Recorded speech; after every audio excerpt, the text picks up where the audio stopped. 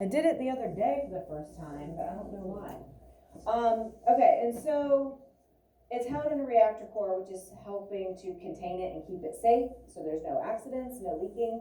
And there's things called control rods that are usually made of boron and cadmium, and they're in the core, and they kind of act like neutron sponges to kind of not let so many neutrons get put into the reaction, so that you can control how much of a reaction, so you can control how much of the energy is released.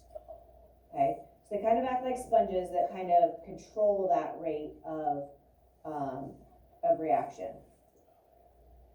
Okay, and so here we have the reactor core. Here's the fuel rods in there, right? And so the reaction is taking place.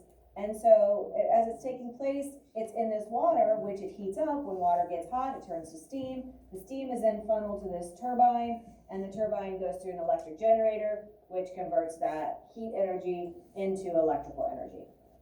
Okay, again, you are not going to have to tell me this. All right, I just think it's kind of cool. Most of the time people are interested, and I want you to understand the process. So again, here's our fuel rods. These are the control rods that are trying to soak up some of the neutrons so that we don't get too much of a reaction. And then we have this circulating fluid that is trying to keep this all cool. We don't want too much heat, so we have to control that as well. And so it's kept in check with these control rods, which that's what the name sounds like, right? Control rods are controlling the reaction. And these block the path of some of the neutrons, and they keep the system from reaching something called supercritical mass, which we'll watch some videos on Chernobyl, and this did not happen. They were not able to control it, and you can see what happens. We'll look at those on Monday.